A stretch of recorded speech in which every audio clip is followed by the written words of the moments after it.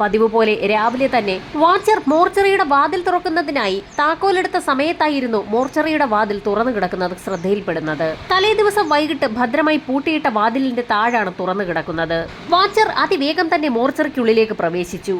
പ്രധാന വാതിലിലൂടെ അകത്ത് കയറിയ സമയത്ത് പെട്ടെന്നാണ് ഒരു കാഴ്ച വാച്ചറുടെ ശ്രദ്ധയിൽപ്പെടുന്നത്. ഒരു ഡെഡ് ബോഡി അലക്ഷ്യമായി തറയിൽ കിടക്കുന്നു. മറ്റുള്ള ഡെഡ് ബോഡികളിൽ നിന്നും വ്യത്യസ്തമായി പാന്റും ഷർട്ടും ധരിച്ച് വാച്ചൊക്കെ കെട്ടിയ നിലയിലായിരുന്നു ഒരു പുരുഷരൂപം തറയിൽ കിടക്കുന്നത്.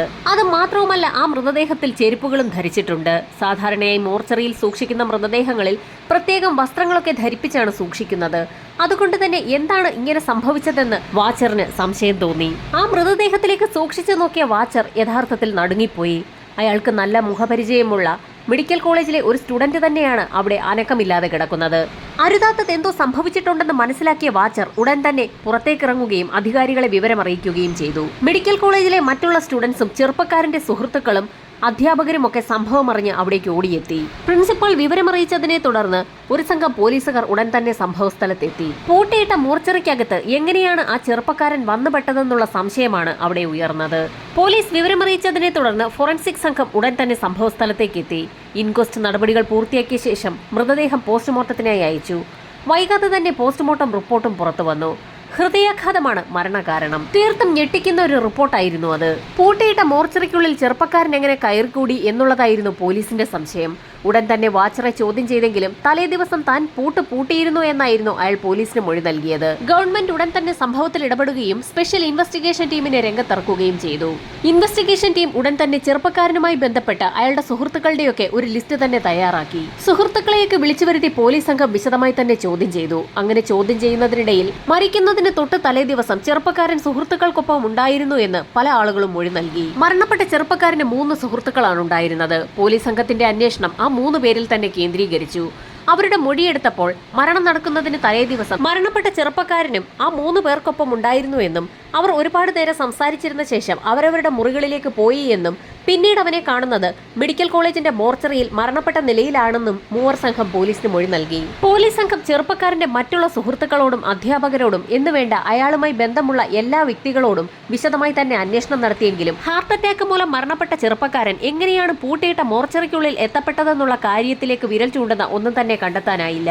മെഡിക്കൽ കോളേജുമായി ബന്ധപ്പെട്ട് നിരവധി പേരെ ചോദ്യം ചെയ്യുന്നതിനിടയിലായിരുന്നു ഒരു രഹസ്യ വിവരം പോലീസിന് ലഭിച്ചത്.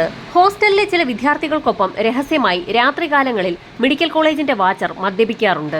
പോലീസ് സംഘം ഉടൻ തന്നെ മോർച്ചറിയുടെ വാച്ചർ ലാസറിനെ വിശദമായി തന്നെ ചോദ്യം ചെയ്തു. ഹോസ്റ്റലിലെ കുട്ടികൾക്കൊപ്പം മദ്യപിക്കുന്നത് നിയമവിരുദ്ധമല്ലേ എന്നുള്ള പോലീസിന്റെ ചോദ്യത്തിന് താൻ അങ്ങനെയൊന്നും ചെയ്തിട്ടില്ല എന്ന് അയാൾ മറുപടി പറഞ്ഞെങ്കിലും അയാൾക്കൊപ്പം ഇരുന്ന് മദ്യപിച്ചവർ പോലീസിനോട് അക്കാര്യം തുറന്നു പറഞ്ഞതായി SI പറഞ്ഞതോടുകൂടി ലാസർ പല കാര്യങ്ങളും തുറന്നു പറഞ്ഞു.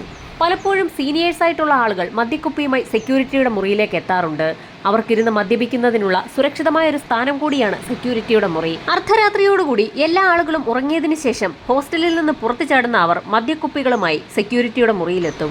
അന്നും പതിവ് പോലെ മരണപ്പെട്ട പയ്യൻ ഉൾപ്പെടെയുള്ള 4 അംഗ സംഘം സെക്യൂരിറ്റിയുടെ മുറിയിലെത്തി. ഏകദേശം 1-2 മണിക്കൂറോളം ആ 4 സംഘം സെക്യൂരിറ്റി ലാസറിനൊപ്പം അയാളുടെ മുറിയിലുണ്ടായിരുന്നു. എന്നാൽ മരണപ്പെട്ട പയ്യന്റെ പോസ്റ്റ്മോർട്ടം റിപ്പോർട്ടിൽ അയാളുടെ ശരീരത്തിൽ ആൽക്കഹോളിന്റെ നേരിയ അംശം പോലും കണ്ടെത്തിയിട്ടില്ല എന്ന് പോലീസിന് അറിയാമായിരുന്നു. അക്കാര്യം പോലീസ് ലാസറിനോട് ചോദിച്ച സമയത്ത് അയാൾക്ക് അതിനും വ്യക്തമായ മറുപടി ഉണ്ടായിരുന്നു. മരണപ്പെട്ട പയ്യൻ കൂട്ടത്തിൽ മദ്യപിക്കാത്ത ഒരേ ഒരാളാണ്. അതിന്റെ പേരിൽ പലപ്പോഴും കൂട്ടുകാർ അയാളെ കളിയാക്കാറുമുണ്ട്. അയാൾ ഒഴികെയുള്ള 3 സംഘമാണ് സെക്യൂരിറ്റിക്കൊപ്പം ഇരുന്ന് മദ്യപിച്ചത്. അതിനുശേഷം സെക്യൂരിറ്റിയുടെ മുറിയിൽ നിന്നും അവരവരുടെ മുറികളിലേക്ക് ആ 4 സംഘം പോവുകയും ചെയ്തു. 4 സംഘം പോയപ്പോൾ തന്നെ വാതിലടച്ച് താനും കിടന്നുറങ്ങിയെന്ന് ലാസർ പോലീസിന് മൊഴി നൽകി. തൊട്ടടുത്ത ദിവസം മോർച്ചറിയിലെത്തി വാതിൽ തുറന്ന് അകത്ത് കയറിയപ്പോഴാണ് സംശയാസ്പദമായ നിലയിൽ ചെറുപ്പക്കാരൻ മരിച്ചു കിടക്കുന്നത് താൻ കണ്ടതെന്നും വാച്ചർ പോലീസിന് മൊഴി നൽകി. എന്നാൽ പൂട്ട് തുറന്നു കിടക്കുകയായിരുന്നു എന്നുള്ള കാര്യം മനഃപൂർവ്വം അയാൾ പോലീസിൽ നിന്ന് മറച്ചുവെച്ചു. ലാസർ തനിക്കറിയാവുന്ന കാര്യങ്ങളൊക്കെ പോലീസ് സംഘത്തിനോട് പറഞ്ഞപ്പോൾ പോലീസിന് ഒരു കാര്യം വ്യക്തമായി. ലാസറിനൊപ്പം തലേ ദിവസം ഉണ്ടായിരുന്ന 4 സംഘത്തിൽ ഒരാളാണ് ഇപ്പോൾ മരണപ്പെട്ടിരിക്കുന്നത്. അതുകൊണ്ട് തന്നെ ആ 3 സംഘത്തിന് ആ മരണവുമായി എന്തെങ്കിലും ബന്ധമുണ്ടാകുമോ എന്നുള്ളതായിരുന്നു പോലീസിന്റെ സംശയം. ആ മൂവർ സംഘത്തിനെ കസ്റ്റഡിയിലെടുത്ത് വിശദമായി ചോദ്യം ചെയ്യുന്നതിന് മുൻപ് തന്നെ അവരെക്കുറിച്ച് കൂടുതൽ വിവരങ്ങൾ മറ്റുള്ള കുട്ടികളിൽ നിന്ന് ശേഖരിക്കണമെന്ന് തീരുമാനിച്ച പോലീസ് സംഘം വീണ്ടും മരണപ്പെട്ട വ്യക്തിയുടെ ക്ലാസ്മേറ്റ്സ് ആയിട്ടുള്ള മറ്റുള്ള എല്ലാവരെയും പോലീസ് സ്റ്റേഷനിലേക്ക് വിളിച്ചു വരുത്തുകയും ഒരുമിച്ചിരുത്തിയും അല്ലാതെയുമൊക്കെ ചോദ്യം ചെയ്യുകയും ചെയ്തു.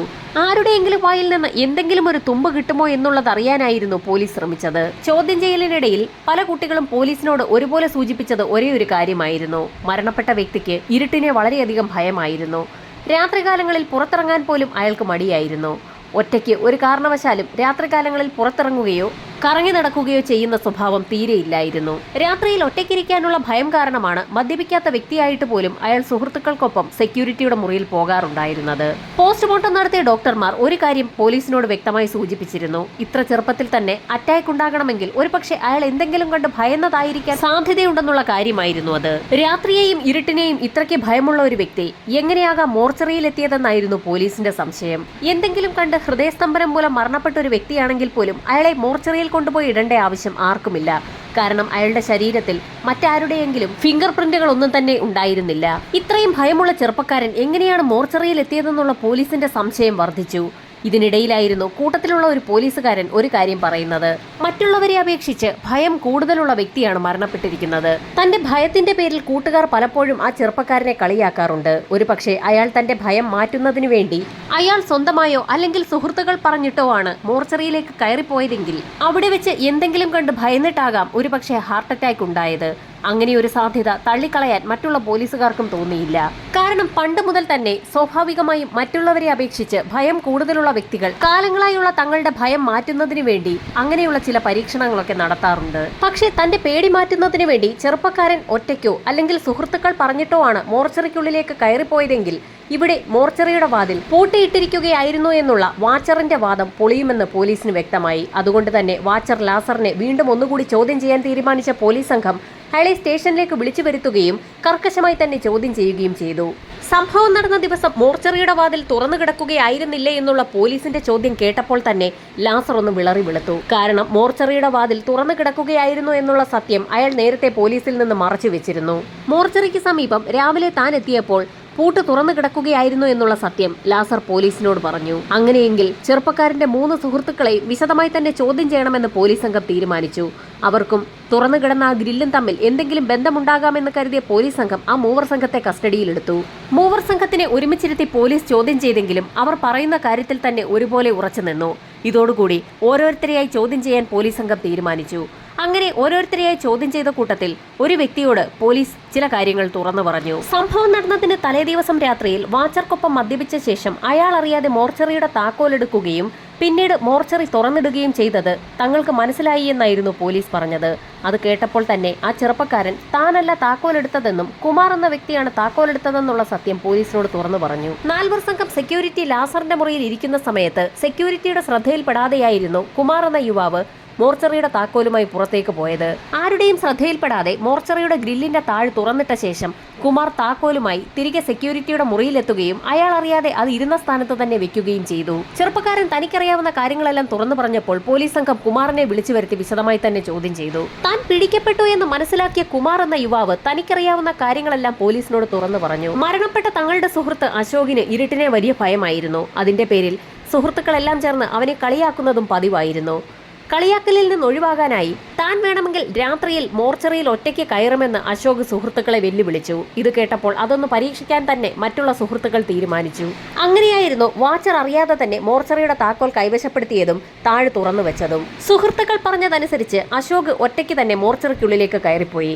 എന്നാൽ മിനിറ്റുകൾ കഴിഞ്ഞിട്ടും അശോകിനെ പുറത്തേക്ക് കാണാത്ത സാഹചര്യത്തിൽ സുഹൃത്തുക്കൾ മോർച്ചറിക്കടുത്തെത്തിയപ്പോൾ അയാൾ മോർച്ചറിക്കുള്ളിൽ മരിച്ചു കിടക്കുന്ന കാഴ്ച കണ്ടു എന്നാണ് കുമാർ പോലീസിന് മൊഴി നൽകിയത്. അശോക് മരിച്ചു കിടക്കുന്നത് കണ്ട് ഭയം തോന്നിയ സുഹൃത്തുക്കൾ തിരികെ അവരവരുടെ മുറികളിലേക്ക് പോന്നു എന്ന് കുമാർ പോലീസിന് മൊഴി നൽകി. എന്നാൽ അയാൾ പറഞ്ഞ കാര്യങ്ങളിൽ പോലീസിന് ചില സംശയങ്ങൾ തോന്നി. അനക്കമില്ലാതെ തറയിൽ കിടക്കുന്ന അശോക് മരണപ്പെട്ടു എന്നുള്ള സത്യം ആ മൂവർ സംഘത്തിന് എങ്ങനെ മനസ്സിലായി എന്ന് പോലീസ് അവരോട് ചോദിച്ചു. അത് മാത്രവുമല്ല, ഒരു സുഹൃത്ത് അബോധാവസ്ഥയിൽ വീണു കിടക്കുമ്പോൾ അയാളെ കുലുക്കി വിളിക്കുകയോ രക്ഷപ്പെടുത്തുകയോ ചെയ്യാൻ അവിടെ ശ്രമിച്ചിട്ടുമില്ല. അതിന്റെ കാരണം പോസ്റ്റ്മോർട്ടം റിപ്പോർട്ടായിരുന്നു. അശോകിന്റെ ശരീരത്തിൽ ഒരു തരത്തിലുമുള്ള ഫിംഗർ പ്രിന്റുകൾ രേഖപ്പെടുത്തിയിട്ടില്ലായിരുന്നു. മോർച്ചറിയുടെ താഴെ തുറന്നു കിടക്കുന്നത് ശ്രദ്ധയിൽപ്പെടുമ്പോൾ പിന്നീട് അന്വേഷണം വരുന്ന സാഹചര്യത്തിൽ ലാസറിന്റെ മുറിയിലെ നിത്യസന്ദർശകരെന്ന നിലയിൽ തങ്ങളിലേക്കും അന്വേഷണം എത്താൻ സാധ്യതയുള്ളതിനാൽ മോർച്ചറിയിൽ നിന്നിറങ്ങിയ മൂവർ സംഘം മോർച്ചറിയുടെ ഗ്രില്ലിന്റെ താഴ് ലോക്ക് ചെയ്യാൻ ശ്രമിച്ചിരുന്നു. എന്നാൽ താക്കോൽ ഉപയോഗിച്ച് മാത്രം ലോക്ക് ചെയ്യാൻ കഴിയുന്ന തരത്തിലുള്ള ഒരു താഴായിരുന്നു മോർച്ചറിയുടേത്. ഒരുപക്ഷെ അല്ലാതെയുള്ള ഒരു താഴായിരുന്നെങ്കിൽ മൂവർ സംഘം ആ താഴ് ലോക്ക് ചെയ്തെങ്കിൽ ലാസർ എന്ന സെക്യൂരിറ്റി ശരിക്കും പെട്ടുപോയേനെ. മൂവർ സംഘത്തിനെ പോലീസ് ചോദ്യം ചെയ്യുന്നതിനിടയിൽ മൂന്നാമനായ വിൽസൺ എന്ന വ്യക്തി തന്റെ മറ്റു 2 സുഹൃത്തുക്കൾ പറയുന്നതിനെ ശരിവെച്ചുകൊണ്ട് തലകുലുക്കുക മാത്രമായിരുന്നു ചെയ്തത്. അതിൽ സംശയം തോന്നിയ പോലീസ് വിൽസണെ മറ്റൊരു മുറിയിലേക്ക് മാറ്റി. പിന്നീട് കുമാറിനെയും ഫ്രെഡറിക് എന്ന വ്യക്തിയെയും ഒറ്റയ്ക്കിരുത്തി ചോദ്യം ചെയ്തു. ചില നിർണായക ചോദ്യങ്ങളാണ് ഫ്രെഡറിക്കിനോടും കുമാറിനോടും പോലീസ് ചോദിച്ചത്. മൂന്നാമനായ അവരുടെ സുഹൃത്ത് വിൽസൺ കേൾക്കുമെന്നുള്ള ഭയം ഇനി വേണ്ട എന്നും സംഭവിച്ച കാര്യങ്ങളെല്ലാം തുറന്നു പറയുകയാണെങ്കിൽ ശിക്ഷയിൽ ഇളവ് ചെയ്ത് നൽകാമെന്നും SI പറഞ്ഞതോടുകൂടി കുമാർ എല്ലാ സംഭവങ്ങളും തുറന്നു പറഞ്ഞു. അശോകിന്റെ ഭയം മാറ്റാനായി അശോക് ഉൾപ്പെടുന്ന 4 സംഘം ഒരു പ്ലാൻ ഇട്ടു. പ്ലാനിന്റെ അടിസ്ഥാനത്തിലായിരുന്നു സെക്യൂരിറ്റിയുടെ കയ്യിൽ നിന്നും അയാൾ അറിയാതെ മോർച്ചറിയുടെ താക്കോൽ കൈവശപ്പെടുത്തിയത്. പ്ലാൻ അനുസരിച്ച് മോർച്ചറിയിലെ 3ാമത്തെ ഡെഡ് ബോഡിയുടെ വായിൽ ഒരു സിഗരറ്റ് അവർ കത്തിച്ചു വെച്ചിട്ടുണ്ടാകും. രാത്രി 12 മണിയോടുകൂടി മോർച്ചറിയിലേക്ക് കയറുന്ന അശോക് 3ാമത്തെ ഡെഡ് ബോഡിയുടെ ചുണ്ടിൽ നിന്നും ആ കത്തിച്ചു വെച്ചിട്ടുള്ള സിഗരറ്റ് എടുത്ത് പുറത്തു വരണം. അതായിരുന്നു അവരുടെ പ്ലാൻ. പ്ലാനിൽ പറഞ്ഞിരിക്കുന്ന കാര്യങ്ങൾ അതുപോലെ ചെയ്യാമെന്ന് അശോക് സുഹൃത്തുക്കൾക്ക് വാക്ക് നൽകി. എന്നാൽ അശോക് അറിയാതെ ആ മൂവർ സംഘം മറ്റൊരു പ്ലാൻ നേരത്തെ തന്നെ തീരുമാനിച്ചിരുന്നു. മൂവർ സംഘത്തിന്റെ പ്ലാൻ അനുസരിച്ച് രാത്രി കൃത്യം 12 മണിക്ക് തൊട്ടു മുൻപായി ഫ്രെഡറിക്കും കുമാറും അശോകിനെ കൂട്ടി ഹോസ്റ്റലിൽ നിന്ന് പുറത്തിറങ്ങി. ഇതേസമയം നേരത്തെ മൂവർ സംഘം പ്ലാൻ ചെയ്തതനുസരിച്ച് വിൽസൺ മറ്റൊരു വഴിയിലൂടെ മോർച്ചറിക്കുള്ളിൽ കടന്നുകയറി. നേരത്തെ അവർ തീരുമാനിച്ച ചില കാര്യങ്ങളൊക്കെ മോർച്ചറിക്കുള്ളിൽ നടത്തുകയും ചെയ്തു. മോർച്ചറിക്കുള്ളിലേക്ക് അശോക് കടക്കുന്ന സമയത്ത് വിൽസണെ കുറിച്ച് അയാൾ ചോദിച്ചെങ്കിലും അല്പസമയത്തിനകം വിൽസൺ അവർക്കൊപ്പം എത്തിക്കോളുമെന്നായിരുന്നു മറ്റു 2 പേർ അശോകിനോട് പറഞ്ഞത്. പിന്നീട് മറ്റൊന്നും ആലോചിക്കാതെ സുഹൃത്തുക്കൾക്ക് വാക്ക് നൽകിയതിന്റെ അടിസ്ഥാനത്തിൽ അശോക് മോർച്ചറിയുടെ ഗ്രില്ല് തുറന്ന് അകത്തേക്ക് പ്രവേശിച്ചു. ഈ കാഴ്ച കണ്ടുകൊണ്ട് കുമാറും ഫ്രെഡറിക്കും പുറത്തു തന്നെ നിൽക്കുകയായിരുന്നു. നിമിഷങ്ങൾക്കകം തന്നെ ഭയന്ന് വിറച്ചുകൊണ്ട് പുറത്തേക്ക് ഓടി വരുന്ന വിൽസണെയാണ് അവർ കണ്ടത്. കിതച്ചുകൊണ്ട് നിലവിളിച്ചു കരഞ്ഞ് പുറത്തേക്ക് വന്ന വിൽസണോട് സുഹൃത്തുക്കൾ കാര്യം തിരക്കിയപ്പോൾ ഞെട്ടിക്കുന്ന ഒരു കാര്യമായിരുന്നു വിൽസൺ പറഞ്ഞത്. അശോക് അറിയാതെ മൂവർ സംഘം പ്ലാൻ ചെയ്തതനുസരിച്ച് 3ാമത്തെ ഡെഡ് ബോഡിയുടെ സ്ഥാനത്ത് തലയിൽ കെട്ടും മൂക്കിൽ പഞ്ഞിയുമായി ചുണ്ടത്ത് കത്തിച്ചു പിടിച്ച സിഗരറ്റുമായി വിൽസൺ കിടക്കുകയായിരുന്നു. ഇരുട്ടിലൂടെ മോർച്ചറിയിലേക്ക് കടന്ന അശോക് ഇതൊന്നും അറിയാതെ വിൽസന്റെ ചുണ്ടിൽ നിന്നും കത്തിച്ചു പിടിച്ചിരിക്കുന്ന സിഗരറ്റ് വലിച്ചെടുത്തു. മൂവർ സംഘം നേരത്തെ പ്ലാൻ ചെയ്തതനുസരിച്ച് സ്ട്രെച്ചറിൽ നിന്നും പതുക്കെ വിൽസൺ എഴുന്നേറ്റു വന്നു. തലയിൽ കെട്ടുമായി ഡെഡ് ബോഡി സ്ട്രെച്ചറിൽ നിന്ന് എഴുന്നേൽക്കുന്നത് കണ്ട അശോക് ഭയന്ന് വിറച്ച് നിന്ന നിൽപ്പിൽ തന്നെ കുഴഞ്ഞു വീഴുകയായിരുന്നു. അശോക് കുഴഞ്ഞു വീണത് കണ്ട് ഭയന്നു പോയ വിൽസൺ അശോകിന്റെ മൂക്കിന്റെ ഭാഗത്ത് വിരൽ പിടിച്ച് അയാൾക്ക് ശ്വാസമുണ്ടോ എന്ന് നോക്കി. അശോക് ശ്വാസം എടുക്കുന്നില്ല എന്നുള്ള നടുക്കുന്ന സത്യം മനസ്സിലാക്കിയതോടുകൂടിയാണ് വിൽസൺ നിലവിളിച്ചുകൊണ്ട് പുറത്തേക്ക് ഓടിയത്. വിൽസൺ പറഞ്ഞ കാര്യങ്ങൾ കേട്ട് നടുങ്ങിപ്പോയ കുമാറും ഫ്രെഡറിക്കും ചേർന്ന് മോർച്ചറിയുടെ ഗ്രില്ല് ലോക്ക് ചെയ്യാൻ ശ്രമിച്ചെങ്കിലും അതിന് സാധിച്ചിരുന്നില്ല. ശേഷം മൂവർ സംഘം അവിടെ നിന്നും അതിവേഗം അവരവരുടെ മുറികളിലേക്ക് പോയി. കുമാറും ഫ്രെഡറിക്കും ചേർന്ന് ഇത്രയും കാര്യങ്ങൾ പറഞ്ഞു നിർത്തിയപ്പോൾ പോലീസ് സംഘം വിൽസണെയും അവരുടെ അടുത്തേക്ക് വിളിപ്പിച്ചു. കാര്യകാരണ സഹിതം എല്ലാ കാര്യങ്ങളും തുറന്നു പറഞ്ഞപ്പോൾ നടന്ന കാര്യങ്ങളൊക്കെ അതുപോലെ തന്നെ വിൽസണും പോലീസിന്റെ മുൻപാകെ തുറന്നു സമ്മതിച്ചു. മോർച്ചറിക്കുള്ളിലേക്ക് കയറിയ അശോക് 3ാമത്തെ ഡെഡ് ബോഡിക്ക് സമീപം എത്തുകയും കത്തിച്ചു പിടിച്ചിരിക്കുന്ന സിഗരറ്റ് ചുണ്ടിൽ നിന്നും വലിച്ചെടുക്കുകയും ചെയ്തു. എന്നാൽ അവിടെ ഡെഡ് ബോഡിയുടെ രൂപത്തിൽ കിടക്കുന്നത് തന്റെ സുഹൃത്ത് വിൽസൺ ആണെന്നുള്ള കാര്യം അയാൾ തിരിച്ചറിഞ്ഞില്ല. സുഹൃത്തുക്കൾ പറഞ്ഞതുപോലെ തന്നെ ഡെഡ് ബോഡിയുടെ ചുണ്ടിൽ നിന്നും സിഗരറ്റ് വലിച്ചെടുത്ത സമയത്തായിരുന്നു ഡെഡ് ബോഡിയായി അഭിനയിച്ച് അവിടെ കിടന്നിരുന്ന വിൽസൺ പൊടുന്നനെ ചാടി എഴുന്നേറ്റത്. ഡെഡ് ബോഡി എഴുന്നേൽക്കുന്നത് കണ്ട് ഭയന്നു പോയ അശോക് ഉടൻ തന്നെ ഒരു നിലവിളി ശബ്ദത്തോടുകൂടി അവിടെ കുഴഞ്ഞു വീഴുകയായിരുന്നു. വിൽസന്റെ റൂംമേറ്റ് ആയിരുന്നിട്ട് പോലും എന്തുകൊണ്ടാണ് വിൽസൺ ആണ് ഡെഡ് ബോഡിയുടെ രൂപത്തിൽ അവിടെ കിടക്കുന്നതെന്ന് അശോകിന് മനസ്സിലാകാത്തതെന്ന് പോലീസ് ചോദിച്ചു. മോർച്ചറിക്കുള്ളിൽ നേരിയ ഒരു വെളിച്ചം മാത്രമേ ഉണ്ടായിരുന്നുള്ളൂ. തലയിൽ കെട്ടുമായി ഒരു കാരണവശാലും തന്റെ സുഹൃത്തുക്കൾ അവിടെ ഉണ്ടാകുമെന്ന് ഒട്ടും പ്രതീക്ഷിക്കാതെ വന്നതുകൊണ്ടാണ് അശോക് ആളെ മനസ്സിലാക്കാതെ അവിടെ കുഴഞ്ഞു വീണത്. വിൽസണെ 1ാം പ്രതിയാക്കി പോലീസ് കേസ് രജിസ്റ്റർ ചെയ്തു. മറ്റുള്ള 2 പേരെയും കൂട്ടുപ്രതികളുമാക്കി. മനഃപൂർവ്വമല്ലാത്ത നരഹത്യയാണ് വിൽസണ് മുകളിൽ ആരോപിക്കപ്പെട്ട കുറ്റം. അതിവേഗം തന്നെ പോലീസ് സംഘം അന്വേഷണം പൂർത്തിയാക്കി കുറ്റപത്രം കോടതിയിൽ സമർപ്പിച്ചു. മനഃപൂർവ്വമല്ലാത്ത നരഹത്യയായതിനാൽ കോടതി വിൽസണ് 7 വർഷത്തെ തടവാണ് വിധിച്ചത്. മതിയായ തെളിവുകളില്ലാത്തതിന്റെ പേരിൽ ഫ്രെഡറിക്കിനെയും കുമാറിനെയും കോടതി വെറുതെ വിടുകയും ചെയ്തു.